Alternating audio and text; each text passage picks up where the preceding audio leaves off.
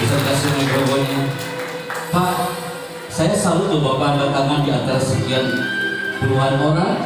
Bapak angkat tangan karena Anda punya impian. Apa impian Anda Bapak? Impian saya adalah memiliki anak dan beranak. Anak yang beranak. Dan Bapak sekarang punya anak yang beradab dan beretika, berkarakter, itu ada di tempat ini. Siapa namanya Pak? Aisyah. Nah, ayahmu memanggilmu saya. Siapa namanya Pak? Aisyah. Bapak bisa berdiri bukan? Dia punya impian anaknya mutakhallikoh di akhlaqil karimah. Nah, ini ayah maju ke depan.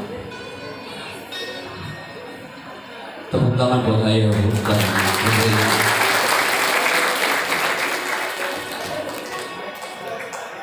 Nah, ini adalah impian ayah. Tepuk tangan buat ayah dan putri. Ayah ini dia tampil megang mikrofon dan ada katakan simpel banget impiannya. Saya ingin anak saya beradab, Pak Happy, berkarakter, dan diamini oleh semua. Yang diamini oleh semuanya hari ini. Bapak hari ini hadir bersama Bunda. Bersama Bunda.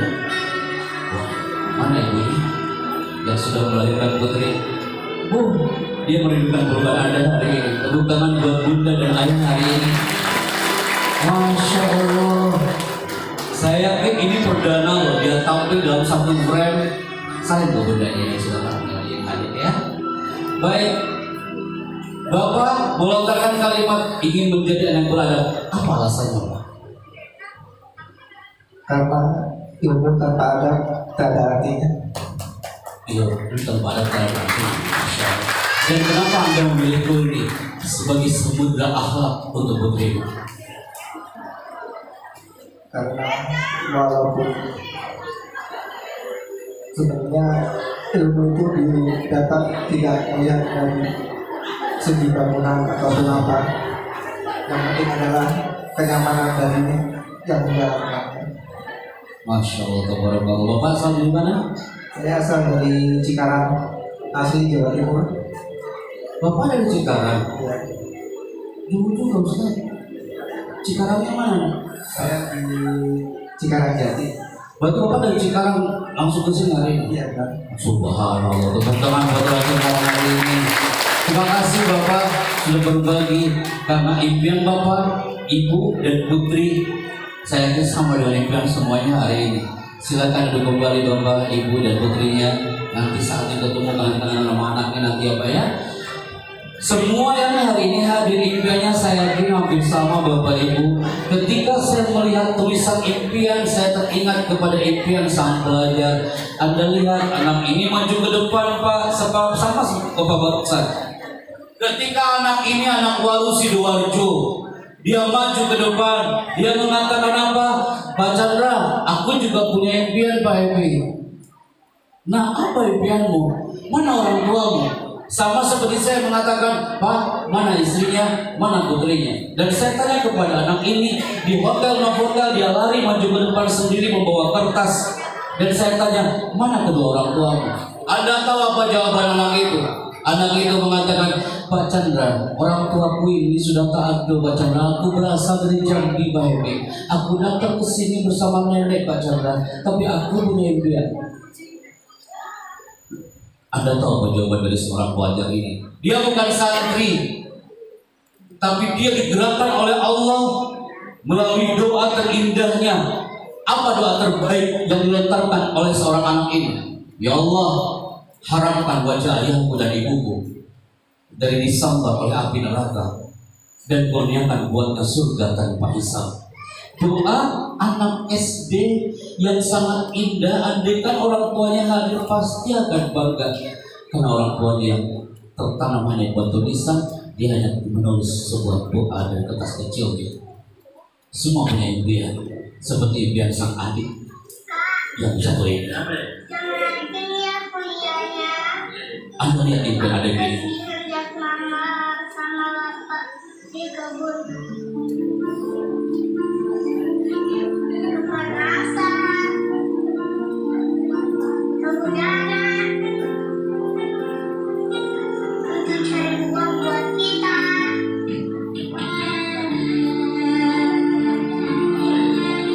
Bapak sudah selesai,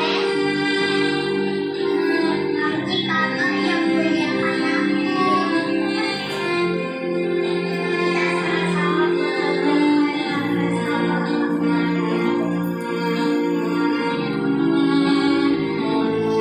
Semua punya impian. Impian seorang adik yang mana dia curhat di depan sang kakak tanpa diketahui orang tuanya. Andaikan hari ini kami kasih kertas nih santri-santri Kulni yang selama ini, dan santri Kulni ditanya apa impianmu, saya yakin mereka akan curhat di kertas itu. Karena apa? Selama berada di samudra Kulni ini, karena mereka berada dalam samudra impian. Selama kami berada di pesantren, di Gontor hari itu, kami pun penuh dengan impian. Sampai hari ini ada hadir adalah jawaban dari impian kami selama berada di pesantren. Maka pesan kami sebelum jam 11.00, wahai para orang tua, wahai para santri, para guru yang terhormat, selami samudra Kulni ini secara kafah. Kafah itu artinya all out. Anda harus benar-benar sinergi dengan bendera Kulni sama-sama. Tak cukup hanya Pak Kiai yang mengangkat bendera ini, tapi sama-sama kita kibarkan. Saya aja yang udah beberapa kali kesini, I love this school, saya cinta dengan Kulni ini. Apalagi Anda? Kami bawa ini bendera Kulni kemanapun saya pergi. Itu reporter di acara Kulni TV yang ada di zona YouTube-nya, saya bawa kalau saya pernah berada di pesantren Kulni. I love this school. Apalagi Anda? Karena apa? Selama berada di zona Kulni, saatnya kita menggandeng tangan, saatnya kita membuka pikiran, saatnya kita menyentuh hati anak-anak kita, membuka masa depan. Kita belajar dari seorang Pak Untung asli Sumeneb Madura. Dia seorang guru, punya anak santriwati di Gondol Putri Mantingan Ngawi. Luar biasa. Siapakah Pak Untung ini, Bapak Ibu? Pak Untung ini dia dengan keterbatasan, tapi dia ikhlas untuk terus sinergi dengan pesantren. Dia dengan keterbatasan, dia mendorong anaknya untuk menjadi anak yang muta'allimah. Dia menjadi anaknya yang alimah dan solihah. Anda lihat profil dari Pak Untung dengan keikhlasannya, dia sebagai wali santri di Gondol Putri, tapi dia juga sebagai guru di zona Sumeneb Madura. Kita lihat saja, dan inilah profil dari Pak Untung yang kami temui hari itu bersama Net. Dirinya sebagai guru honorer di Madrasah Ibtidaiyah Al-Miftah di Kecamatan Batang-Batang, Kabupaten Sumeneb. Berbeda dengan para guru umumnya untuk penyandang disabilitas. Namun kekurangan ini tidak menyurutkan semangatnya untuk tetap didik dan mengamalkan ilmunya. Sejak pagi hari Untung telah berangkat ke madrasah tempat mengajar. Di sekolah ini Untung menjadi guru agama di kelas 4, 5, dan kelas 6. Karena keterbatasan fisiknya Untung mengajar dengan menggunakan kakinya, seperti saat menulis di papan tulis, dan juga saat mengakses informasi dari komputer. Walaupun keterbatasan yang ada pada diri saya ini, ya saya pasrah aja, ini memang takdir dari Allah. Tapi untuk dalam dunia pendidikan ini, saya harus tetap berkiprah. Dengan tujuan saya cuma satu, walaupun hak honor saya yang sebenarnya pada tahun kemarin itu 200, ya yang sekarang 300, saya cuma tujuan saya ingin mencerdaskan anak bangsa itu. Bagi para murid, Untung dikenal sebagai sosok guru yang penyabar dan dikenal bagus dalam mengajar. Pak Untung adalah tipe karakter guru dan juga wali santri untuk putrinya yang ada di Gondol Putri Mantingan Ngawi. Dengan keterbatasan, dan dia kafah menyelami samudra profesinya sebagai seorang guru, dan dia juga kafah sebagai wali santri untuk santri yang ada di pesantren. Maka ahibati fillah, syukuri wujud buah hati Anda di pesantren ini. Saya ulangi, secara kafah. Wahai santri-santri lama di belakang, Anda pun harus belajar di pondok ini secara kafah, jangan setengah-setengah. Kalau setengah-setengah, yang akan terjadi hasilnya akan setengah-setengah. Kalau para orang tua mensupport putra putrinya setengah-setengah, maka hasilnya pun juga akan setengah-setengah. Anda tidak percaya? Lihat tayangan ini. Kami bawa kemana-mana sebuah potret karakter ini. Ketika kami lihat potret karakter santri di alam Nusantara, mudah-mudahan di Kulni Anda termasuk generasi yang pertama ini. Apa itu? Ada yang selama berada di pesantren, orang tuanya, santrinya, dia bahagia banget. Tuh, lihat, saking bahagia ketawanya nggak berhenti-berhenti. Happy banget jadi pesantren. Ada loh Pak, santri yang dari mulai santri baru sampai kelas 5, dia happy banget di pesantrennya. Dia menikmati banget di dalam pesantren. Orang tuanya bahagia, anaknya juga bahagia. Tapi yang paling bahaya, wahai santri lama, jangan sampai Anda masuk ke generasi yang kedua. Silakan. Siapakah itu?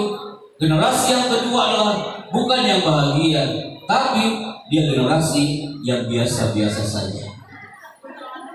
Kalau santri lama biasa-biasa saja, orang tuanya juga biasa-biasa aja, pasti hasilnya biasa-biasa. Nanti dia meninggal dunia, ditanya malaikat munkar nakir, man rabbuka, jawabannya biasa saja.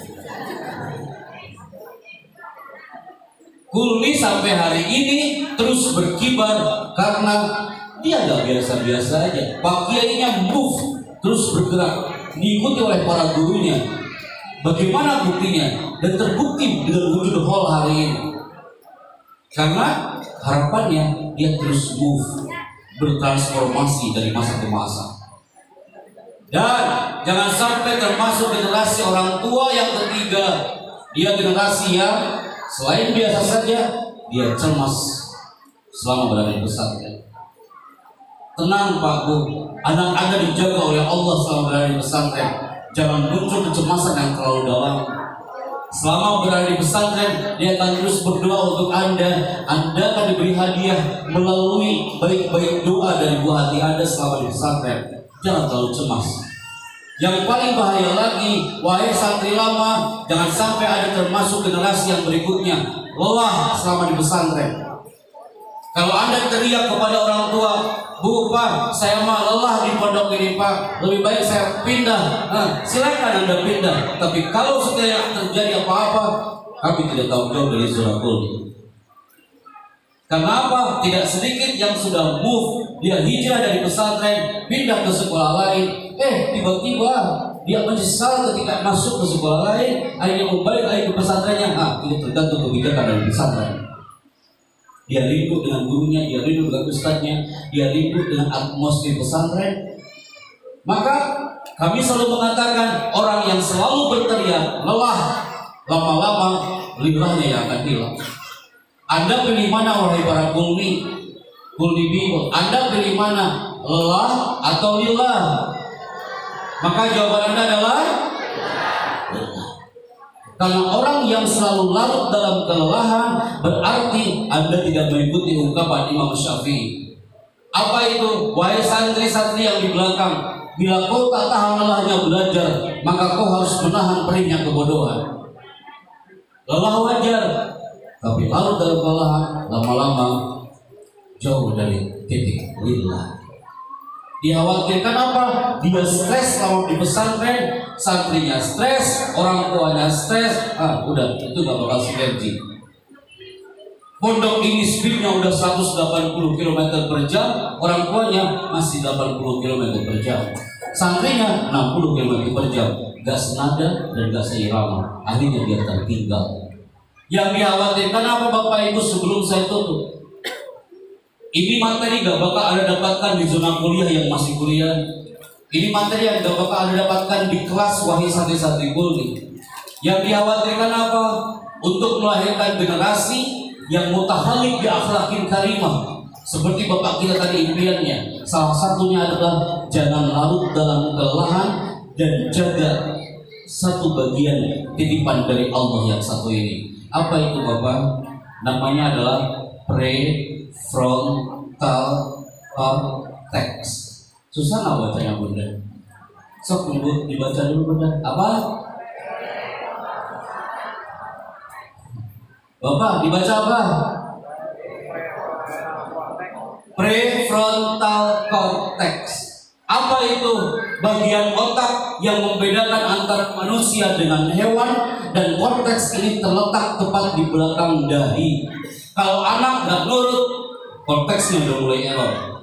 Kalau anak kecanduan gadget, handphone, sebelum tidur dia dengan handphone, bangun tidur yang dicari bukan emaknya tapi handphonenya, lama-lama korteksnya yang akan error. Selama di pesantren tidak sinergi dengan alam pesantren, pesantren menuju ke satu titik tapi orang tuanya ke titik yang lain, korteksnya akan error. Bagian otak yang membedakan antara manusia dengan hewan, korteks ini terletak tepat di belakang dahi. Bapak Ibu santri, pegang dahinya sekarang. 1, 2 mulai.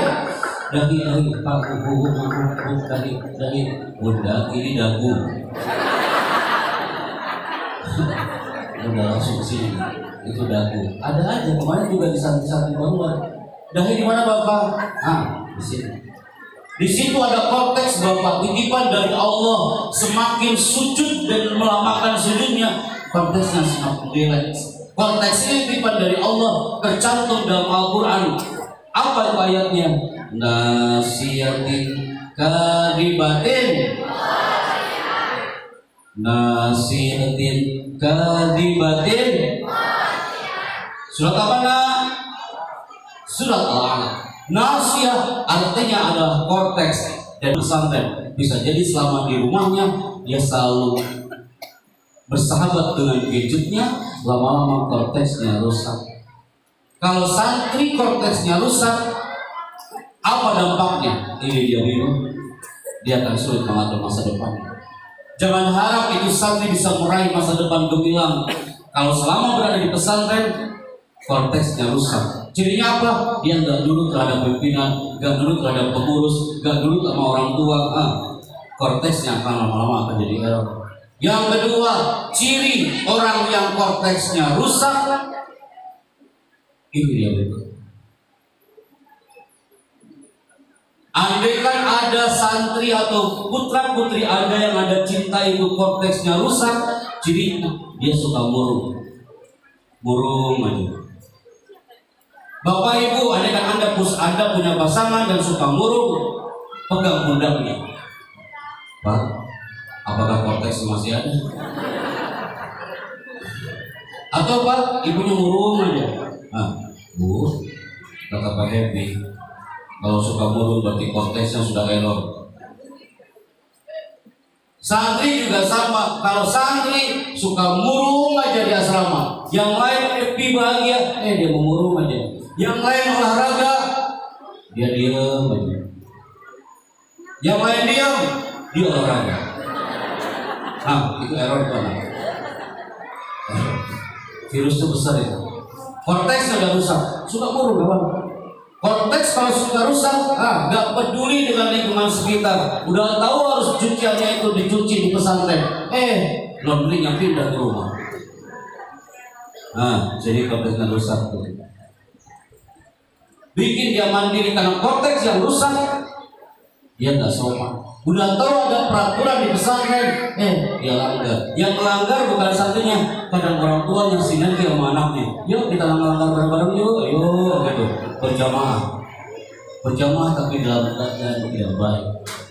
Dan terakhir, orang yang korteksnya rusak, santri kah dia, orang tua kah dia, cirinya adalah dia tidak kreatif. Padahal Ulni lahir dengan teknologi dari masa ke masa, mengikuti perkembangan zaman. Jangan sampai putra putri Anda tertindas dan punah, gak tahu dunia teknologi, karena selama Ulni terus memprioritaskan hal itu di sini. Ahibatillah, itu materi yang kami sampaikan hari ini. Semoga materi tentang kisah-kisah yang kami sampaikan tadi, kemudian kisah-kisah ini memberikan spirit bagi kita dan salah satunya adalah ikuti irama gul ini dengan kafah, jangan setengah-setengah, dan tepuk tangan untuk kita semuanya hari ini. Terima kasih untuk semua yang sudah hadir hari ini, Pak Kiai, Bu Kiai, atau mohon sudah menemani. Wallahi ya, anak itu isi di pesantren itu Bapak itu show dari Sabang sampai Merauke. Tapi betul Ustaz, anak curhatin ke antum nih. Baru kali ini ya, anak selama isi acara biasanya betul ya, betul. Biasanya Pak Kiainya itu jarang duduk mendengarkan, ngikutin acara sampai selesai. Baru ada di Gulni 3 kali tahun ini kami udah ke Gulni, dan Pak Kiai ini selalu hadir membersamai kita setiap acara. Atur Ustaz, ini pelajaran bagi anak nasi. Andaikan suatu saat anak punya pesantren ya, anak cocok jadi kiai saya. Kayaknya guru-guru gak enak banget dari anak itu. Kayaknya kiai happy ini gak cocok gitu ya. Mohon doanya Bapak Ibu. Saya bicara di sini bukan berarti saya pakar dalam keluarga, tapi ini pelajaran dan juga cerita bagi anak pribadi. Semoga Bapak Ibu sehat semuanya, panjang umur semuanya.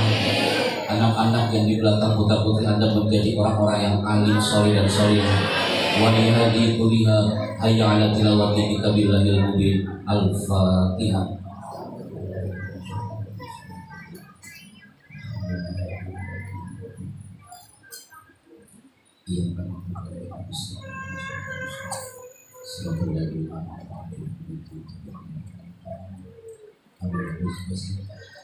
Syukran jazakumullah wa as'adanallahu fi dawain. Assalamualaikum warahmatullahi wabarakatuh.